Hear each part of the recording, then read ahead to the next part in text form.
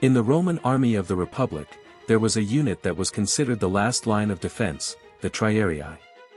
These experienced and better-equipped soldiers were the final hope of a legion on the battlefield, always ready to intervene in the most critical moments.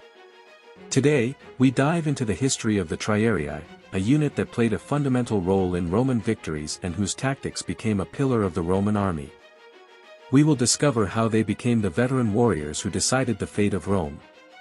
But how did they become so crucial? How did their tactics and armament change the course of battles? Stay until the end to learn all the secrets of the Triarii. Don't forget to give a super like and subscribe to keep discovering more about ancient Rome. Let's begin. The Triarii have their roots in the early Roman army, composed of the wealthiest citizens, equipped with spears and large shields. However, over time, the Romans realized that the phalanx system, inspired by the Etruscans, was no longer as effective against more mobile enemies such as the Samnites or the Gauls. It was then, in the 4th century BC, that Marcus Furius Camillus implemented a series of military reforms that gave rise to the Triarii as a distinct unit within the Roman legion. These reforms transformed the Roman army into a much more flexible force, adapted to the mountainous terrain of central Italy. The new organization divided soldiers into different categories, not only by wealth but also by combat experience, which allowed Rome to develop a much more efficient army. In the new system of the Roman legion, the Triarii played a crucial role as the last line of defense. They were the most veteran and experienced soldiers, and they positioned themselves in the rear, ready to enter combat only when the situation became critical. Their role was essential to maintaining the cohesion of the army in the most difficult moments.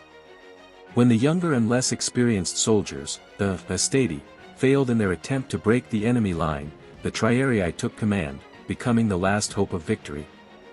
This combat model was designed to ensure that Rome always had a safe resource when the battle became complicated.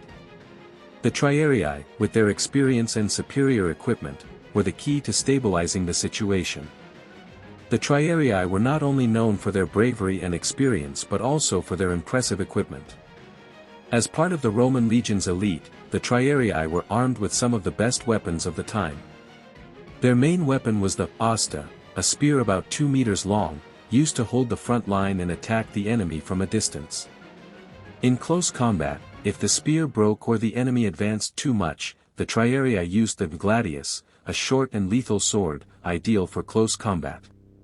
In addition to their weaponry, the Triarii used a large round shield called a teclipius, which provided considerable protection, and a bronze helmet, often decorated with feathers, to give them a more imposing appearance.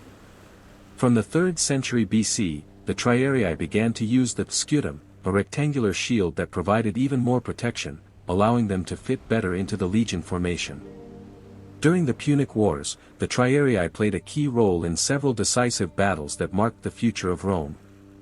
One of the most notable was the Battle of the Great Plains, where the Roman general Publius Cornelius Scipio innovated by placing the Triarii on the flank of his army, rather than keeping them in the rear as was usually done. This maneuver surprised the Carthaginians and was key to securing a decisive Roman victory. The Triarii, with their experience and discipline, managed to destabilize Hannibal's forces, showing their immense courage on the battlefield.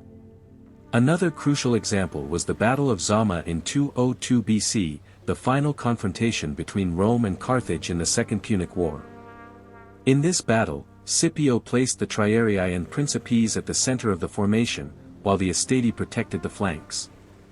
This organization allowed the Triarii to play a crucial role in the final phase of the battle, helping Rome defeat Hannibal and consolidate its power in the Mediterranean.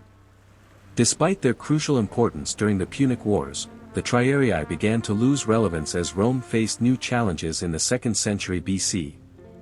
The military reforms of Gaius Marius in 107 BC marked the end of the Triarii era as a distinctive unit within the Roman army. With Marius' reforms, the Roman army came to rely more on professional soldiers, equipped uniformly, regardless of their age or experience. The traditional division of the legion into Hastati, Principes, and Triarii was abolished, giving way to a new structure that allowed Rome to remain flexible and adapt to changes on the battlefield. Although the Triarii no longer existed as a separate unit, their legacy endured. Their role as the last line of defense in critical moments was an invaluable lesson that influenced how Rome organized its troops in the future. The Triarii were one of the most essential and valuable units of the Roman army. Although their existence was relatively brief, their legacy lasted throughout Rome's military history. They were the veterans who ensured victory in the most critical moments, the last resort on the battlefield.